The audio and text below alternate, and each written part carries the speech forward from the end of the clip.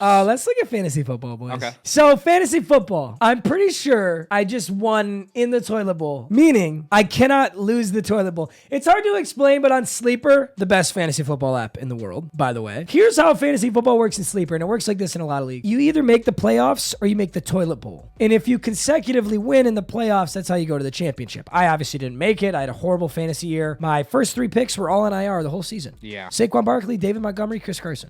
Sick. Actually, that's not my first 3 picks. My second pick was Diggs, who's actually been really good. Diggs was basically my only good pick. This whole season's horrible. Either way, the toilet bowl is if you keep losing, you keep advancing. So if you win the toilet bowl, you are determined the shittiest fantasy player. Yeah. Meaning you lost every game. It's like the opposite of a real playoff run. In my first round of the toilet bowl, I won. So and that would have been week 15. Yeah. So right here, I clutched up a dub against Gruden's email. Get shit on. Look at his profile picture. It's me sucking my mic off.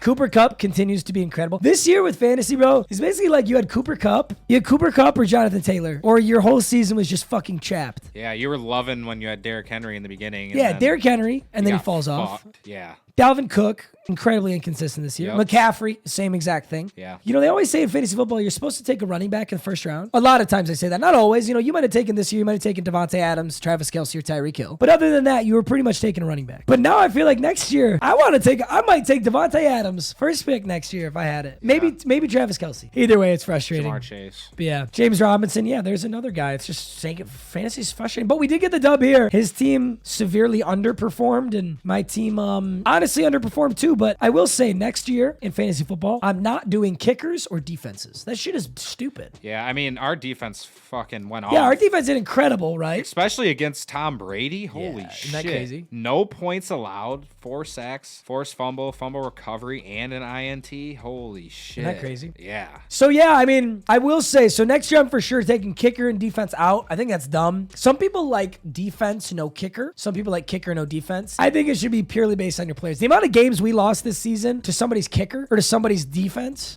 was so frustrating. I ain't doing that shit again. I would rather outright lose because my players played worse than, like, I don't know, the Buccaneers kick 8 field goals in a game. Sick. So yeah, but hey, we get the dub here. So we squeak it out. I think these are just consolation games because we're already out of the toilet bowl, so it doesn't matter anymore. But yeah, this week looking all right, I guess. Saquon has been a horrible pick. Really has, yeah. He's been a horrible pick. I don't know when I draft him, if I draft him next year. Maybe 3rd round, which sounds crazy. You still might take Saquon in the 2nd round, but fantasy football was not the most fun this year. I am insanely excited for next year though. Yeah. This is basically the fantasy football cycle. Insane buildup. You love your team gets injured, you hate fantasy football, and then it just starts all back again. And you're just ready to get back after it. It's just fantasy football, baby. I don't know, boys. If you could redraft a fantasy football, what would you do differently? I think what's fucking crazy is we had an option between Saquon Barkley and Jonathan Taylor. We took Saquon Barkley. But here's the thing. If Jonathan Taylor got any of the injuries that any of these other guys got, we'd be like, oh, Saquon Barkley was the greatest pick ever. Right. You know? Yeah. And Jonathan Taylor at the start of the season wasn't doing shit. Now all of a sudden he might get Offensive Player of the Year. Yeah, so that's it for this year's fantasy football. Sleeper, we love you. And I can't wait for next season. I'm so excited. Yeah. I mean, technically there's a few weeks left, but guys, this is consolation. We already made it out of the toilet bowl, so we're not the worst, Chase. We're not the fucking worst. I guess not. 4-10 ain't too shabby. That is too shabby.